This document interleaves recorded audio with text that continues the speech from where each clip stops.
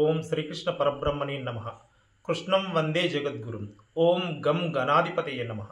ఓం నమః శివాయ. శ్రీమాత్రే నమః. ఓం శ్రీ సుబ్రహ్మణ్యేశ్వర స్వామియే నమః. జయ గురుదత్త. ఆత్మీయ ఆధ్యాత్మిక మిత్రులందరికీ కూడా హృదయపూర్వక నమస్కారాలు. ఇక్కడ ఈరోజు నేను విశదపరిచేటువంటి విషయం ఏమిటంటే ధర్మము ధర్మ సూక్ష్మము.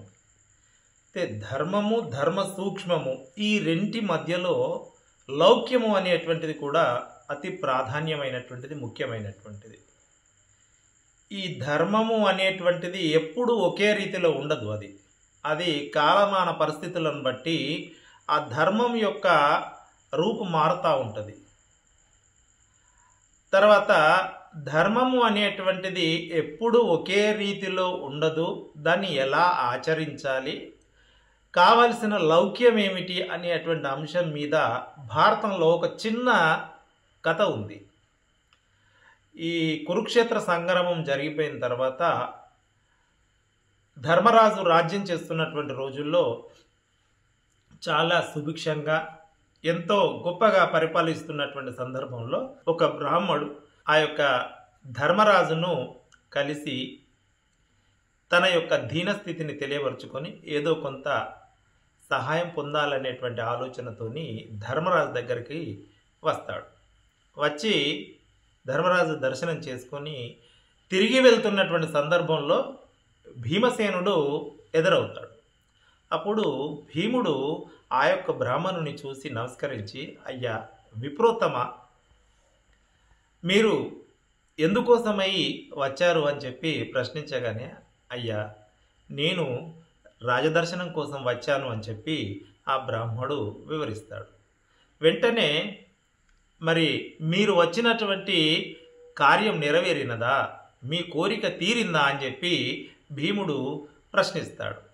అయితే ఆ యొక్క బ్రాహ్మడు రిక్తహస్తాలతో అంటే వట్టి చేతులతో ఉండడం చూసి, మరి రాజదర్శనానికి వచ్చిన వాడు ఏమిటి ఇలా వట్టి చేతులతో వెళ్తున్నాడు, ఎందుకు వచ్చాడో తెలుసుకోవాలని ఇలా ప్రశ్నించగానే, అయ్యా నేను కడు దయనీయమైనటువంటి ఆర్థిక ఇబ్బందులతో ఉన్నాను, సంసార జీవనము సాగడము కడు ఇబ్బందిగా ఉన్నది కనుక ఏదైనా కొంత నాకు రాజుగారి ద్వారా సహాయం అందుతుందేమో అనేటువంటి ఆశతో వచ్చి నేను రాజుగారిని దర్శించాను అని చెప్తాడు. మరి రాజదర్శనం జరిగిందా అనగానే, అయ్యా జరిగింది అని చెప్పి బ్రాహ్మడు తెలియజేస్తాడు.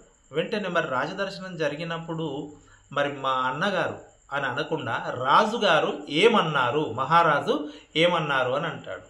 అనగానే, అయ్యా మహారాజా వారు నా కోరిక మన్నించి రేపు వచ్చి కావలసిన ద్రవ్యం తీసుకొని వెళ్ళమని చెప్పారు అని అంటాడు.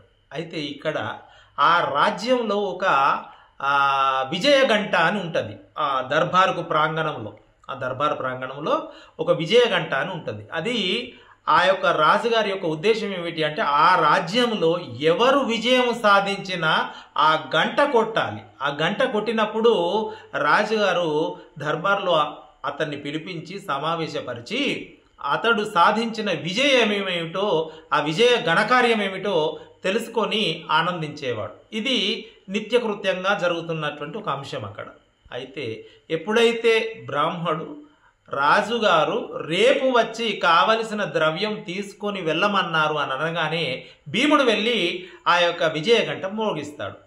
ఆ విజయ గంట మ్రోగించగానే రాజుగారు అది విని, ఎవరది అక్కడ విజయ గంట మ్రోగించినది, ప్రవేశపెట్టండి అనగానే అక్కడ ఉన్నటువంటి వారు సైనికులు వాళ్ళు వెళ్ళి ఆ కాపలా వాళ్ళు వెళ్ళి, మహాప్రభు భీమసేనుల వారు విజయగంట మ్రోగించారు అనగానే, ఆహా ఎంత గర్వకారణం, ఇక మా భీమసేనుడంటే విజయునికే అన్న, ఇక అతను విజయం సాధించడంలో ఆశ్చర్యం ఏముంటుంది అని చెప్పి పిలిపించిన తర్వాత అప్పుడు రాజావారు అడుగుతారు, భీమసేన మరి ఏమిటి విజయగంట మ్రోగించావు, ఈరోజు నువ్వు సాధించినటువంటి ఘనకార్యం ఏమిటి, విజయం ఏమిటి అని అడగానే ఆ యొక్క భీముడు అంటాడు, మహారాజా మా అన్నగారు మరణాన్ని ఎదిరించారు అని చెప్తాడు ఆయన. అలా చెప్పగానే రాజుకు కొంత విస్మయం కలుగుతుంది. మరి భీమసేనుని యొక్క అన్న అంటే నేనే కదా! మరి నేను మరణాన్ని జయించడం ఏమిటి అని భీమసేన అది ఎలా సాధ్యము? మీ అన్నగారు ఏ రకంగా ఇచ్చేశారు అని అనగానే, మహాప్రభు మీరు మన్నించాలి.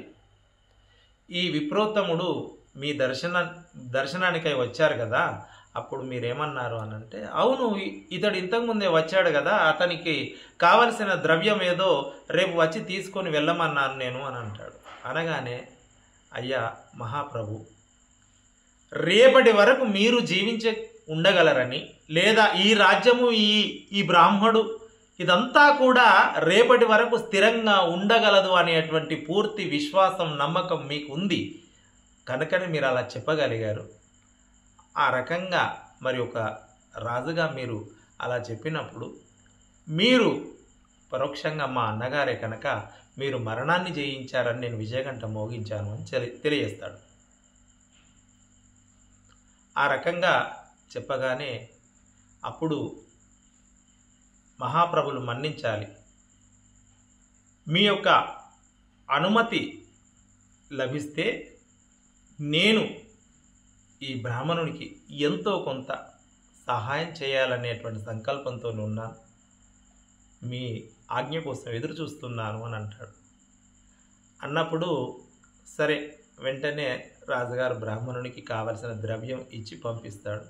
సరే, అందరూ సంతోషిస్తారు. ఇక్కడ మనం గమనించవలసినటువంటి విషయం ఏమిటి అని అంటే, ఎప్పుడైతే ఆ భీమసేనునికి బ్రాహ్మడు ఎదురుగా వచ్చాడో అప్పుడు ఈ భీమసేనుడు ఎందుకోసం వచ్చినావు అని అడగగానే, అయ్యా నేను రాజదర్శనం కోసం వచ్చాను, నాకు ఆర్థిక ఇబ్బందులు ఉన్నాయి అని చెప్పగానే, మరి రాజుగారు ఏమైనా ఇచ్చారా అని అడిగితే, రేపు వచ్చి తీసుకొని వెళ్ళమన్నారు అని అనగానే భీముడు తాను ఏదైనా ఇవ్వవచ్చు, ఏదో ఒక రకంగా సహాయం చేయవచ్చు. కానీ ఇక్కడ లౌక్యం ఏమిటి అని అంటే, ఒకవేళ కనుక భీముడు ఆ బ్రాహ్మణునికి ఏదైనా ఇచ్చి ఉంటే ఆ బ్రాహ్మణుని దృష్టిలో కానీ రేపు సమాజం దృష్టిలో కానీ ధర్మరాజు కంటే సమయాలు ఎరగకుండా దానం చేసేటువంటి సద్గుణం భీమునికి ఎక్కువగా ఉన్నది అని చెప్పి తెలియజేస్తారు. అంటే ఇక్కడ భీమునికి పేరు రావడం సరే బాగుంటుంది, కానీ తనకు పేరు రావడం కన్నా అన్నగారికి ఓ మచ్చ తీసుకొచ్చిన వారు అవుతారు, రాజుగారికి ఓ మచ్చ తీసుకొచ్చిన వారు అవుతారు. ఇక్కడ రాజు యొక్క ఆజ్ఞ అంటే రేపు వచ్చి తీసుకొని వెళ్ళు అనేటువంటి రాజాజ్ఞను గౌరవిస్తూ తాను దానం చేయకుండా చేయవలసినది చేయడానికి రాజుగారి అనుమతి, అన్నగారి అనుమతి పొంది అతనికి సహాయం చేయించడం అనేటువంటిది గొప్ప లౌక్యంతో కూడుకున్నటువంటి అంశం. అంటే ఒకవేళ కనుక తాను అలా దానం చేసి ఉంటే, తాను ఏదైనా సహాయం చేసి ఉంటే ధర్మరాజుకు మచ్చ వచ్చేది అన్నగారికి, లేదా రాజుగారికి ఏదో ఒక రకంగా అపకీర్తి వచ్చేది. ఈ రెండూ జరగకుండా భీముడు ఎంతో లౌక్యంగా ఆలోచించి తాను చేయవలసిన ధర్మాన్ని నిర్వర్తించాడు. ఇది ధర్మాన్ని నిర్వర్తించడానికి ఉండవలసినటువంటి ఉచితానుచిత లౌక్యం అనేటువంటి ఓ గుణం. అందుకే ఎప్పుడైనా జీవితంలో మనిషికి లౌక్యం అనేటువంటిది చాలా ప్రధానమైనటువంటిది. ఒకే మాటను ఒక సందర్భంలో మాట్లాడినప్పుడు ఒక్కో రకమైనటువంటి భావన, మరో సన్నివేశంలో మాట్లాడినప్పుడు మరో రకమైనటువంటి భావనను కలిగిస్తాయి. కనుక సమయం ఎరిగి, సందర్భాన్ని ఎరిగి మాట్లాడడం అనేటువంటిది సర్వ శ్రేయోదాయకమైనటువంటిది. అందరికీ ధన్యవాదాలు. నమస్కారం.